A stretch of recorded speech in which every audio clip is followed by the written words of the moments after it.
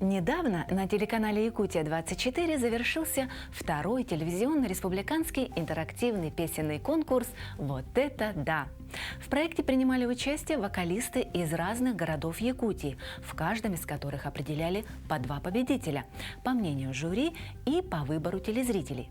Сегодня мы в гостях у Саяны Неустроевой, которая стала победителем проекта по мнению профессионального жюри. Именно они сказали ей уверенное, эмоциональное и восхищенное выражение «Вот это да!». Всем привет! Меня зовут Саяна Неустроева. Мне 18 лет, и я участница телепроекта «Вот это да!».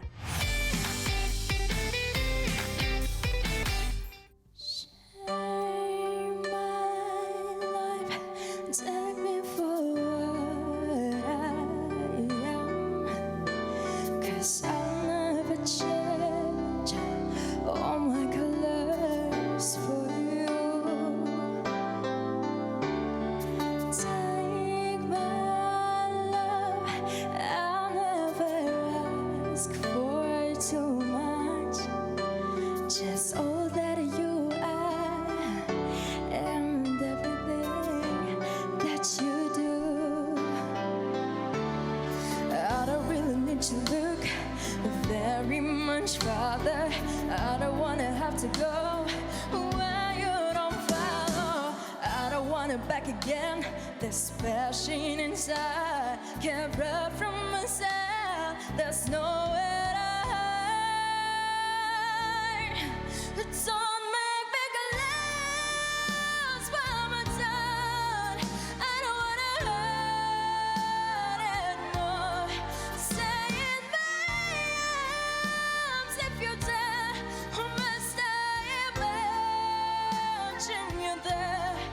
Don't walk away from me.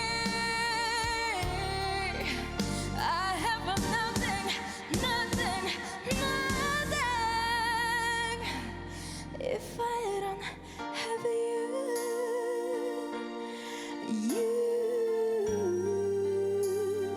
С детства, когда она еще пела, вообще с садика, нам с мужем казалось, что прямо мы ее голос только слышим, что она только лучше всех поет. Так скажем, с горшка сидела, пела, мотивы сразу улавливала, тональность прямо, ну как бы правильная тональность брала, сидела, там сама сочиняла. Видели, знали, что у нее талант есть. Меня родители отдали во 2 классе в эстрадную школу-студию «Виктория». Вот я проходила туда до 10 класса. В течение моего обучения там я посетила другую страну, объездили мы города России. Это было незабываемо, это были самые лучшие годы в моей жизни, наверное. Девочки наши обе туда ходили.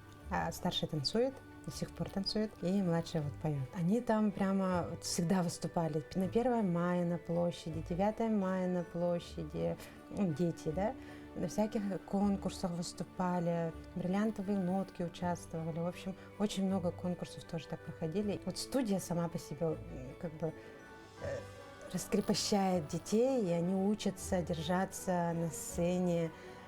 У них даже актерское мастерство же было. Сценическая речь тоже была. Но очень много дала нам эта студия. Наш второй дом. И девочки тоже прямо там раскрепостились, и учились, и общались, и ответственными стали, самостоятельными стали. Ну, в общем, очень хорошая студия. Проходила в эту студию свою, и мне уже захотелось стать артистом. Я уже видела, как моя бабушка с дедушкой очень хорошо поют и постоянно выступают, постоянно там у них какие-то гастроли.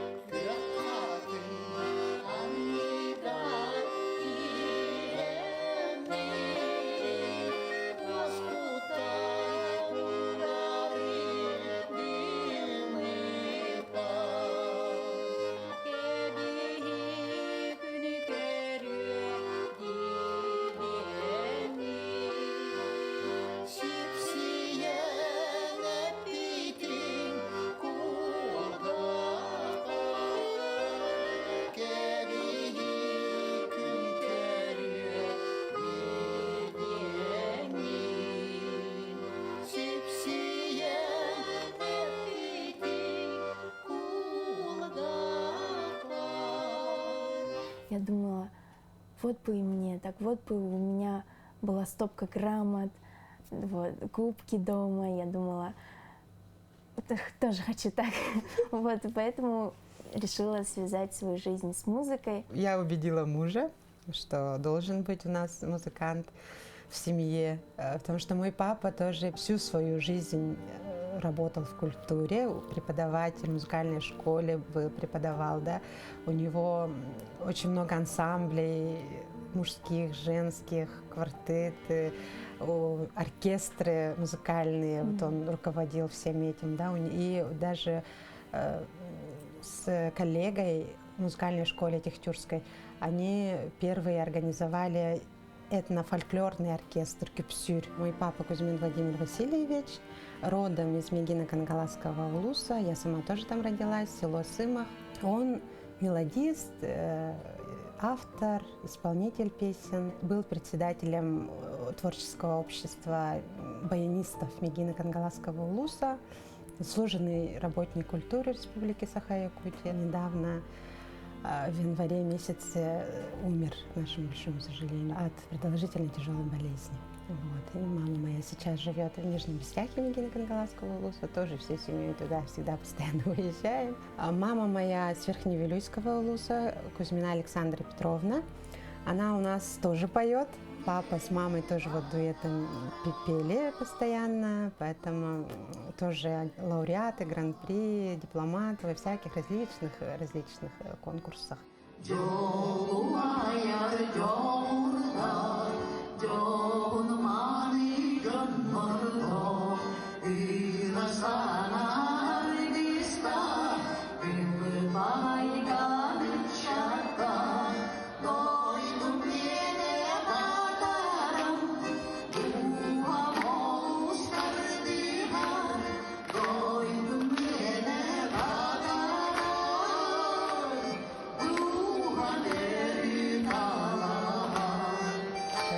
Родители у нас такие активные, и вот по выходу на пенсию они вот не сидели дома, танцевали, по бальные танцы ходили, они тоже различные места получали вот здесь в республиканских, в районных каких-то конкурсах, вдвоем танцевали.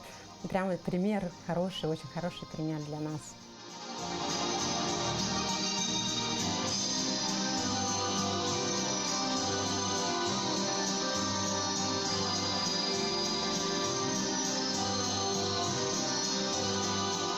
Поэтому у нас у всех чувство такта, чувство ритма, вот это вот все есть, и поэтому думаем, что передалось вот это вот все нашим детям. И он проработал всю свою жизнь в музыкальной сфере, но музыкального образования у него не было. Он прямо вот самородок. Ага, талант от этого, ноты не знал, но слух был очень хороший. Вот, и поэтому я говорю, вот, музыкант родился, не зря, пусть один человек в семье будет образованным музыкантом. И потом муж согласился, он инженер-строитель, я инженер-технолог, физматы оба, дочки тоже учились в физмат-классах. Старшая дочка тоже в 31-й школе они учились, и тоже в физмат-классах обе учились. И мы думали, что вот технари, физмат, математики, да, мы все, да. Старшая так и поступила в технический вуз, она учится сейчас в городе Хабаровске, Тихоокеанский государственный университет, заканчивает в этом году бакалавриат. И вот, а младшая такая говорит, я хочу быть музыкантом. Мы такие, что? Чтобы стать настоящим профессиональным музыкантом, нашей героине нужно пройти еще несколько ступеней. Впрочем, сама Саяна для осуществления своей мечты сделала и так уже очень много. Например, обучаясь в эстрадной студии, она не только приобрела уверенность в себе, но и посетила с гастролями несколько регионов России. Первым пунктом был молодежный фестиваль в Абхазии. В общем, мы заняли все призовые места. Жюри были от нас в шоке, потому что Такая большая студия, и все разного возраста, все поют, все танцуют хорошо. И вот тогда мы выиграли гран-при, там лауреаты первой, второй, третьей степени. Это было очень круто. Потом мы поехали в Сочи, тоже фестиваль Аквалоо, и там тоже все жюри. Как вы заставляете детей улыбаться, как они так хорошо научились петь и танцевать одновременно. Там. Вот. И проходили какие-то мастер-классы. Потом мы приехали домой, все победители, все с кубками. Там. У меня было, по-моему, тогда 4 кубка я домой привезла. В 2022 году я участвовала на республиканском конкурсе «Той Хая». Тогда я поехала со своим руководителем и 2 девочками. У нас было трио, и я сольно пела. Это происходит в городе Мирном. И тогда я заняла гран-при среди детей.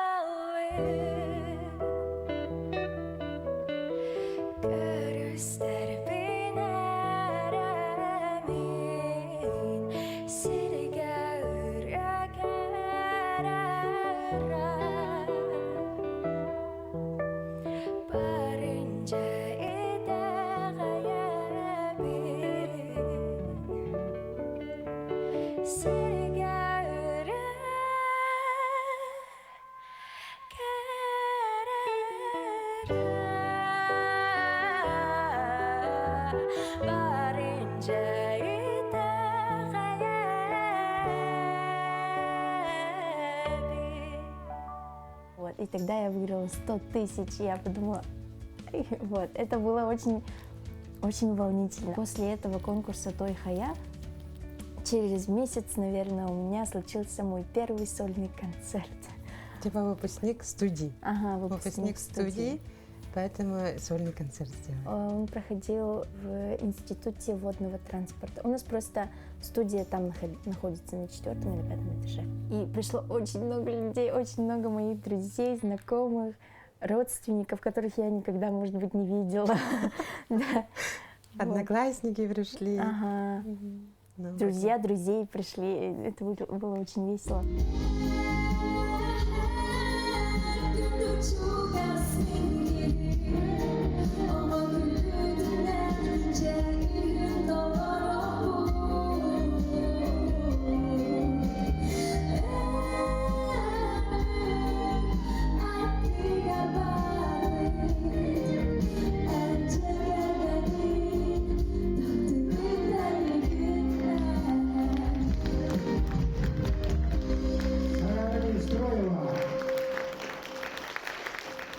И тогда мой преподаватель по вокалу направил меня в Москву, в училище Гнесиных. После 9-го я пыталась поступить, тогда я не прошла первый тур даже, вот.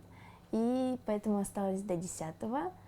Там я проучилась и уже более тщательно подготовилась. Желание учиться в училище имени Гнесиных было настолько велико, что Саяна решила попытать счастье во 2-й раз. Однако судьбе было угодно распорядиться иначе. Накануне экзамена абитуриентка сильно простыла. День вокального экзамена. Она звонит и говорит: мама, что? У меня голос сел. Я такая: ну, типа, не расстраивайся, выступишь как сможешь, ничего страшного, значит, не наше училище, в общем, куда-нибудь в другое место. Я сейчас на 2-м курсе отделения эстрадное пение в колледже культуры и искусства. У нас в колледже на самом деле совсем необычная атмосфера, я так скажу, потому что обычно в учебных заведениях очень тихо, очень так спокойно, все учатся, все такие деловитые. А у нас в колледже все по-другому. У нас везде звучит музыка. Там на 2-м этаже кто-то хором поет, танцуют, репетируют, сценки ставят, сценарии пишут. В общем, такая творческая атмосфера. Я это очень сильно люблю и никогда этого не забуду, потому что, действительно, люди все очень добрые, открытые. Бывает иногда, что даже на перерывах между парами на большой перемене мы собираемся всей толпой, всем колледжем, может быть. Кто-то достает гитару, может быть, 2 человека, и начинают петь какую-то знаменитую якутскую песню, и все поют. это просто очень здорово.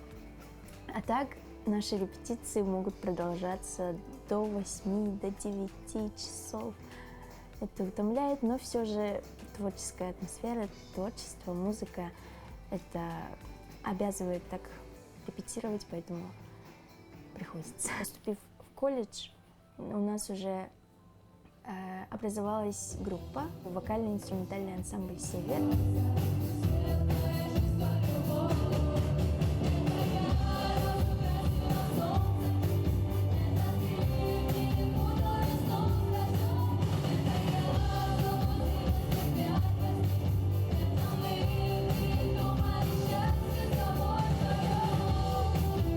На самом деле, просто надо каждый божий день заниматься вокалом, каждый божий день петь, и диапазон свой надо увеличивать, все-таки не оставаться на одном месте. Следуя своему правилу не стоять на одном месте и развиваться, Саяна пробует силы в телевизионном республиканском конкурсе «Вот это да!». Так как Уитни Хьюстон не спела такую грустную лирическую песню, я подумала, может быть, какую-нибудь веселую надо будет, чтобы зажечь народ. Вот. И тогда выбрала Тори Келли. They say the sign of life's a jet, and that you must go other places. Just don't be a friend when you get fooled by smiling faces. Don't you worry about a thing. Don't you worry about a thing, mama. 'Cause I'll be standing on the side when you check it out.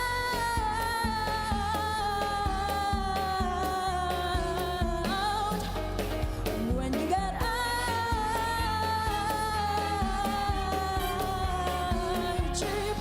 Don't you worry about a thing.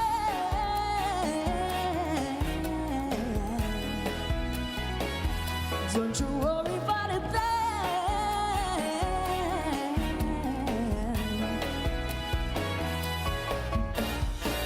Everybody needs a chance to take on the moon.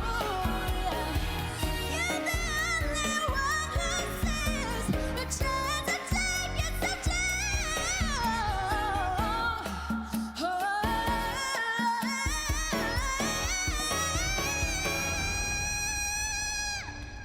Когда в комнату, например, я захожу и их бужу, мои слова вот звезды, просыпаемся, старшая звезда, младшая звезда, они звезды для нас. Поэтому самооценка такая адекватная. В свое время, как-то в подростковом периоде, наверное, когда очень остро все воспринимается, да, кто-то про меня там какой-то что-то сказали, я очень страдала, как бы дома, да, и мама мне сказала, если своя совесть чиста, то вообще не надо обращать внимание на слова или высказывания других людей. Это запомнилось на всю жизнь мою. Ну и детей тоже так же учим. Совесть чиста, главное. Все остальное не важно. Евдокия Владимировна помнит все напутствия и советы своей мамы до мельчайших подробностей. Старается излагать их теперь уже своим детям. На домашних посиделках, где и передаются из уст в уста родительские наставления, встречаются все, и дети, и взрослые, где каждый вспоминает свое детство. У нас семья большая, у нас 4 девочек, мы все папины дочки. Получается. Мы очень любили с папой вместе ходить, что-то делать именно с папой. Папины дочки, мы все. Из 4 девочек почему-то он меня всегда будил рано утром, и мы выезжали на одинарке, на мотоцикле, на сенокосные угодья. Мне, наверное, лет, не знаю, 10, наверное, было. 12. И прямо за себя гордость, что я так много работы сделала, типа такого. И там прямо самые счастливые моменты у меня всегда. Там есть озеро большое, с детьми все вместе собирались, всегда купались, играли. Ну, прямо очень яркое детство и счастливое детство. Могу сказать, что у нас очень крепкая семья. Мама всегда рядом, мама очень многое сделала, чтобы мы все, их дочки высшее образование получили. Она переехала вместе с нами в город Якутск. Она была учительницей русского языка и литературы, Поэтому у нас в детстве очень большая полка была, все классические, русская литература, вся классическая русская литература. Все очень много читали, до сих пор очень много читаем, любим читать. Она приучила, да, нас к этому. Я в 8 классе поступила в республиканский колледж, физико-математический класс. Сестра моя тоже в республиканский физмат-школу, в то время РФМШ, да. Поэтому все вместе мы переехали в Якутск. Мама перестала работать учительницей. Для того, чтобы мы образование получили, она все отдала все, свое время, свое внимание. Все, короче. Мы очень благодарны ей за это. Если сказать про самый яркий момент из моей жизни, наверное, я вспомню, как мы с сестрой балуемся дома. Родители лежат, смотрят телевизор, что-то такое, и мы все хором поем песни. Это было очень весело, очень уютно, когда вспоминаешь это. Папа любил играть, до сих пор любит играть на гитаре, и до сих пор мы поем такие семейные песни у нас есть.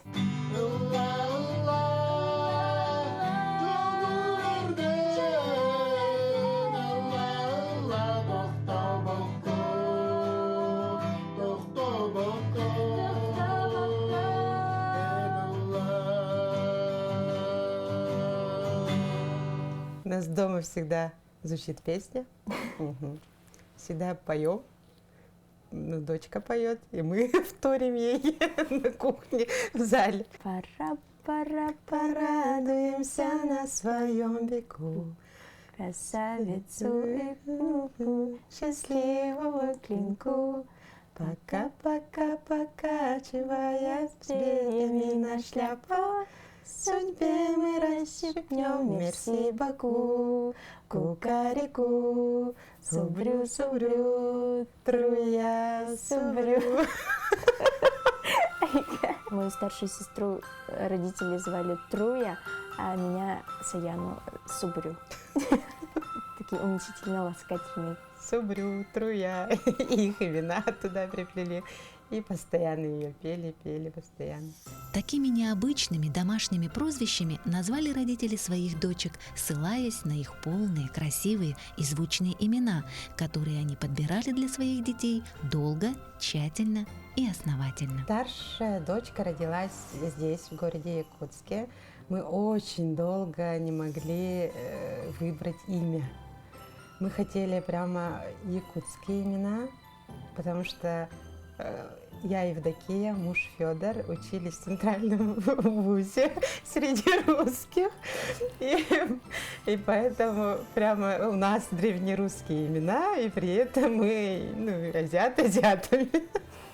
Поэтому очень неловкие ситуации бывали в Москве, да.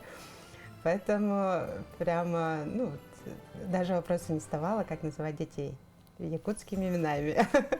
И старшей дочке мы очень долго не могли подобрать имя. Хотели называть Тоймадой изначально. Сестра предложила, моя старшая. Тоймада, очень красивое имя и так далее. Но нам кто-то сказал, что это большое такое имя, не надо так ребенка называть. Мы такие с мужем подумали, Лена же тоже река Лена, очень большая же. А тут Тоймада, Хоча Тоймада. И поэтому решили, пусть. Тоймада. Ну, я Туи не знаю. Вторая дочка Саяна у нас родилась во время тоже студенчества. В городе Москва она родилась. Московская сама, поэтому. И тоже очень долго искали имя, выбирали имя.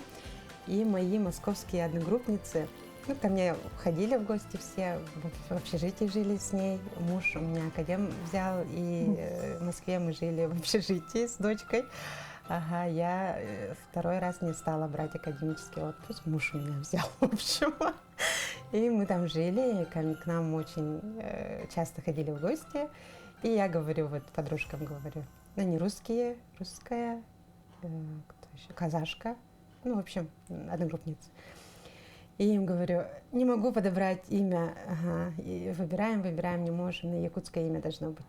И они такие, ну, прочитай нам и говори нам что означает. Ага. Я им начинаю читать из якутских имен, что да, кто-то, Сардана, Нюргуяна, там, Далана, Даяна и так далее.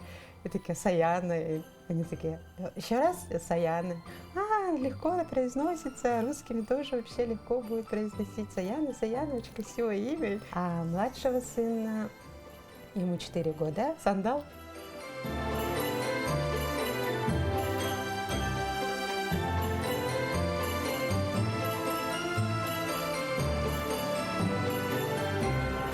Со стороны мужа их 5, поэтому очень большая семья, родных очень много. Неустроевы, они с Амгинского улуса. Семен Федорович Неустроев, он рано ушел из жизни от тяжелой болезни, да. Он тоже играл на баяне, поэтому мой муж, наш папа, тоже как бы к музыке неравнодушный, играет на гитаре, тоже поет, сочиняет несколько песен у него. Вот. И мама мужа Неустроева Александра Николаевна, трудолюбивая, прямо тоже очень яркий. Я ее называю энерджайзер, потому что у нее очень много энергии. И прямо до сих пор она смотрит за маленькими нашими детьми, прямо воспитывает всех. Наших дочек тоже она смотрела во время студенчества, мы их родили, поэтому вот. И все у нее спорится, и хозяйство, и дом, и огород, и прямо вот все решает она, все очень быстро у нее как-то все получается. Живет сейчас в селе Мяндиги Амгинского улуса. Мы постоянно туда выезжаем. Амга очень красивое место. Прямо у реки стоит деревня, поэтому очень любим находиться там. Летом мы всегда на сенокос ездим туда за ягодами, за земляникой. Так, отдыхая на родине мужа, Евдокия Владимировна и вся ее многочисленная семья вдохновляются красотами природы, ведь энергия якутских просторов невероятна. Она воодушевляет, окрыляет и побуждает на творчество.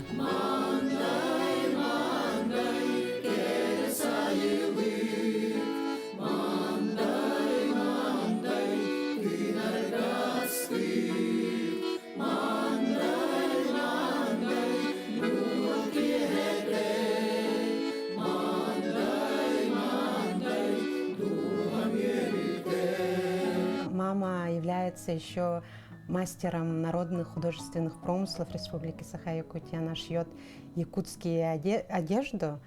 И не просто якутскую одежду, еще она увлекается историей, поэтому шьет одежду именно традиционную 16, 17, 18 веков. И поэтому на всяких различных выставках ее работы выставляются. На конкурсах всегда участвуем. Мы всей семьей в якутских одеждах.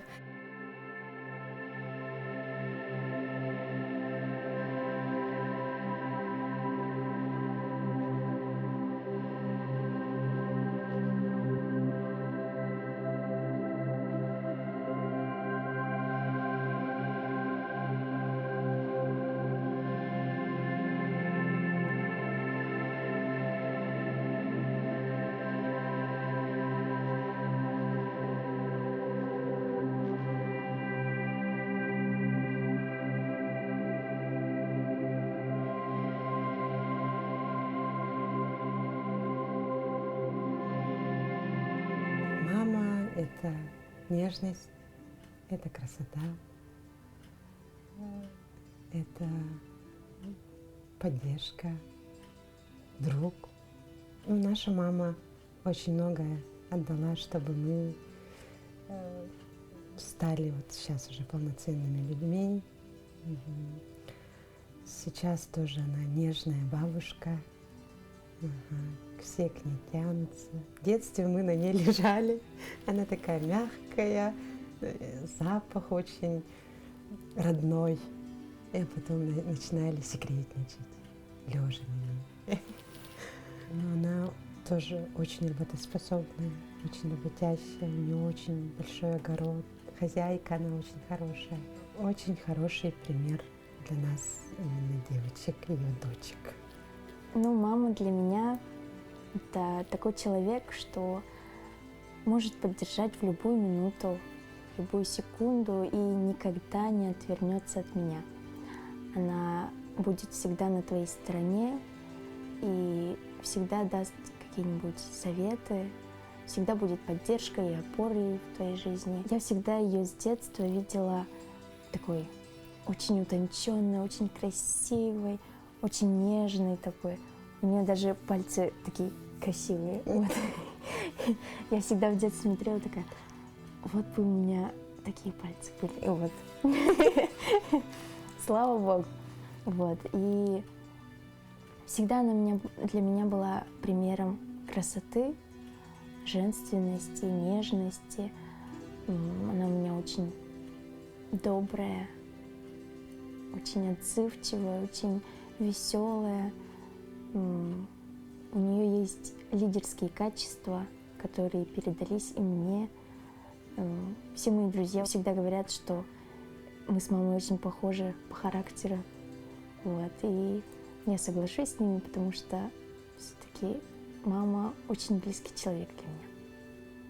이야가 부스르게 가랐던 가라다 수락은 서로가다 따라붙어가다 이야발 부스르게 안떠도 안냐와 안하는 그녀가 барыбыт мақтала.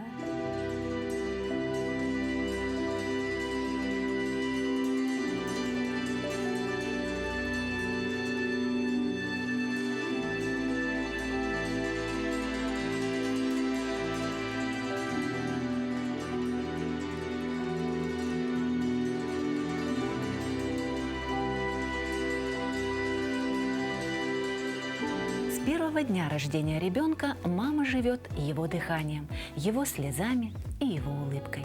В этом смысл ее жизни.